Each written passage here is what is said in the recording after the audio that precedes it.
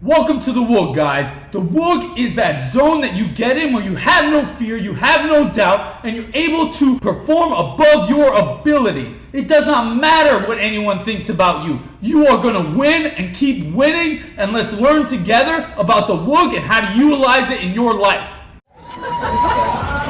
What's up, guys, and welcome to episode 14 of the WUG podcast. I am here with Robert, who I just met, and we are live outside of John Martin's Irish Pub on Miracle Mile in Coral Gables, and I am fired up because we did this spontaneously, and huge gratitude to Martin for allowing us to do this, and thank you, Robert, for being pulled out of the crowd, another Irishman, and we're here to talk about what the WUG is and where you're going in your life. Okay, let's do it. Let's do it. Let's do it. So you are currently at the University of Miami.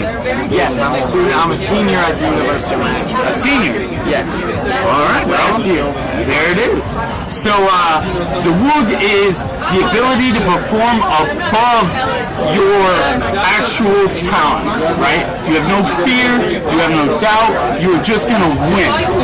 My theory is that it lasts 1 to 2 hours a day, and I had more barriers in life when it came to performing in business and life and sports, and I was able to overcome them by identifying this theory. So Robert, what do you think about that? Okay, so yes. Wow, you are way more calm than I am. Yeah, hey, I'm right. From Long Island, New York. My parents are both from Queens. They both, I don't think they graduated with a GED. I don't think they graduated high school. But they were lucky enough to send me to a private school out on Long Island. And I was able to do well enough. I worked my ass off. I was able to do well enough to get a nice scholarship down here in the University of Miami. Wait, let's go back to that. You worked your ass off. Yes, I worked my ass off. I was, I'd say, an above average maybe student, all let's say kindergarten to 8th grade. And then once I found out they were able to get me to go to this St. Anthony's Long Island, it's a private Catholic school in Long Island, and once I was able to get into there, I studied my ass off. I was like, I have to do good for my parents. Alright, so I don't know if I explained this to you, but you're now on a podcast that had the CEO of the Florida Panthers, CEO of Miami FC, Susan Amott, Champion of Change Award winner by the President of the United States, and many others. Yeah, I didn't tell you that. Yeah, no, you didn't. Yeah. So welcome. But what I want to know from you, being somebody who has his entire career future in front of him, is what challenges have you faced? Okay. So my dad, he was speaking in the mic. Okay. Sorry, bro. Yeah, no, you're good. So he was born and raised in Queens. Kind of a badass, let's say. He wasn't too much. You gotta talk louder. Louder. Let's go. Okay. Did you see that little camera that she? Yeah, wait. It said loud. So he, like I said, born and raised in Queens. He didn't hang out with the best crowd, but he did what he could do. And he was able to he dropped out of high school, was able to get a job as an elevator mechanic at, I think he was 19 years old. And he's 51 now, so let's say I think he was born 1966. So do you believe that he did what he had to do? Have all the opportunities? Yeah, I mean, he worked, like I said, he started as an elevator mechanic when he was like 19 years old. So what are your challenges? My challenges well, first off, out of high school, neither of my parents went to college, so they didn't know how to deal with it. So you're in absolutely I'm in new territory. The only person I knew that went to college that mentored me, I'd say, would be my older cousin, which was my dad's sister's kid. He went to Holy Cross. I think he's like 6 years older than me, so he was all I had. I guess you say that's first generation. I don't know how that goes. But yeah, my mom did everything for me. She did all the loan work, all of that to be able to send you to the University of Miami. The U, baby. Exactly. The U. Yes. That's kind of what this podcast is about. Okay. It's about it. That's exactly what it's about. It's about people who are able to overcome things that they shouldn't be able to, right? By identifying a zone, right? When you're in class with these kids who had everything fed to them, I have no problem saying that. Right? No, I'm with you too. Will you say that? In high school. Oh, yeah. All these kids, like I said, it was a Catholic high school. All these kids had everything. I had no idea what was going on. I got you. Their older brothers, their older sisters, they all went to the school. Oh, now I didn't know. Now I'm getting I didn't know what was going on. I had no I rolled with it, and then all the friends that I made, the same exact thing. They were all rich. They all had to come. They knew what to do.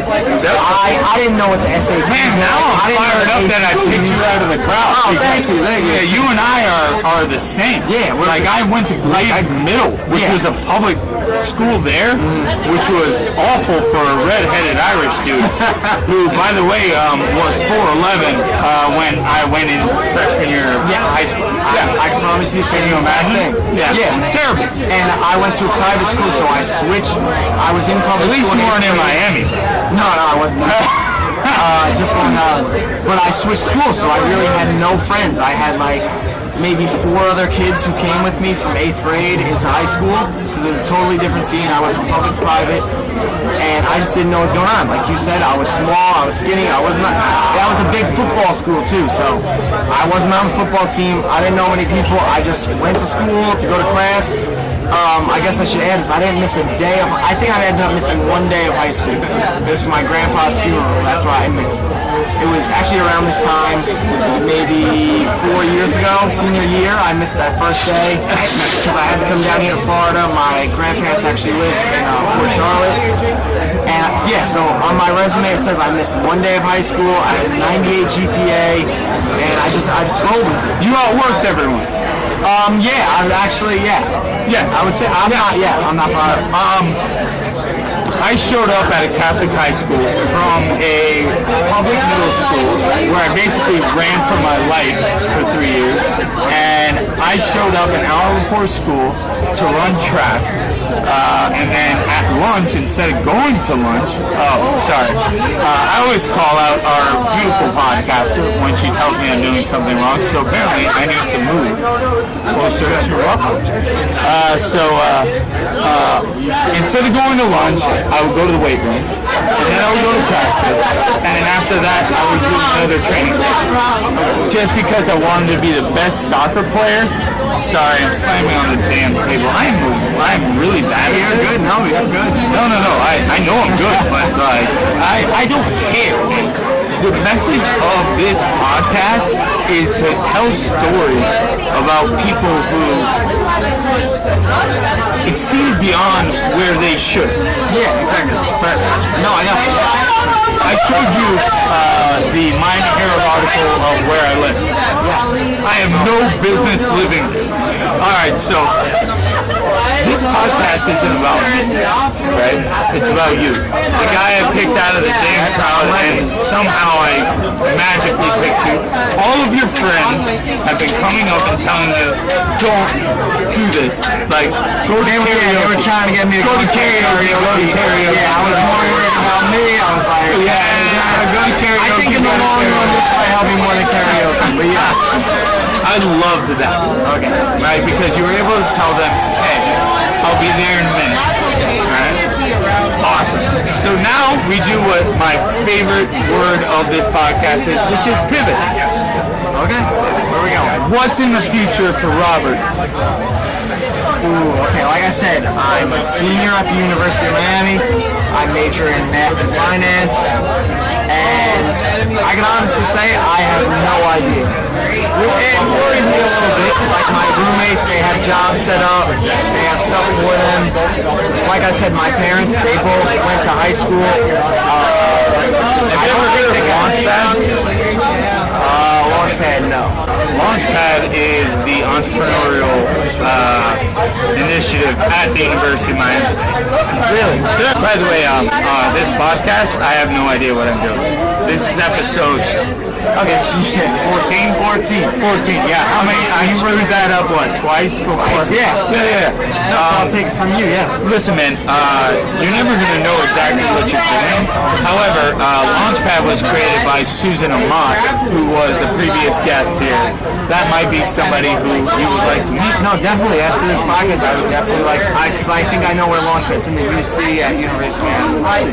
So it was one of the things I've heard about, but I never said, oh, like my parents are telling me, hey, go find help. I don't have that. I'm just going to class and doing whatever I can do. Going to class and doing whatever you can do. Yes, studying for class. I got you, man. You're a studious, you're an academic, but what do you want to be? And what is keeping you from being that person? Come on, man.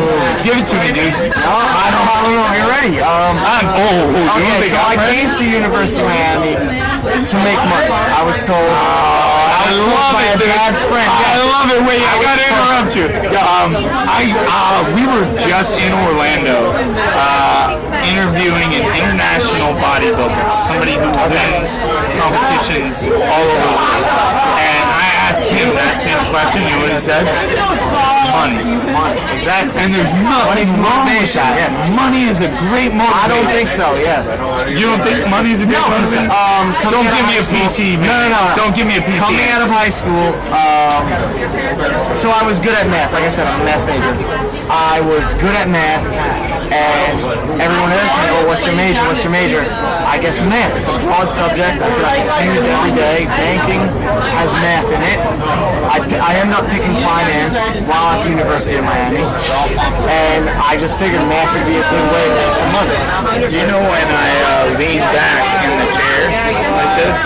It's when I'm not believing you. Oh, okay. Go, what do you got? It's not that I don't believe you that you have a practical mind for the fact that math will make you money. But I don't feel like that's your passion. No, definitely not my passion. What's the passion? Let it fly, bro. Let it fly. I don't know what to say there. You do. I've never really been passionate about a school subject. I mean, No, not a school subject. I want, what are you passionate about? Oh, what am I passionate about? I would have to go with sports. That's really what Oh, you don't like that? No, I love it. Do you know why? Do you know why? Bias in the jersey. No. Well, yes, of course. Okay. But I started my career in advertising selling pharma and med device, which is basically selling your soul. I'll say that straight into the camera. That's selling your soul. However, at some point in my life, I decided I can't do this anymore. And guess what I started selling in advertising? Sports and hospitality. I love travel and I love sports. Yeah, no. Right? And that's it. That's good. Yeah, and it took me a long time to get there. So if your passion is sports, which way do you want me to move? More towards...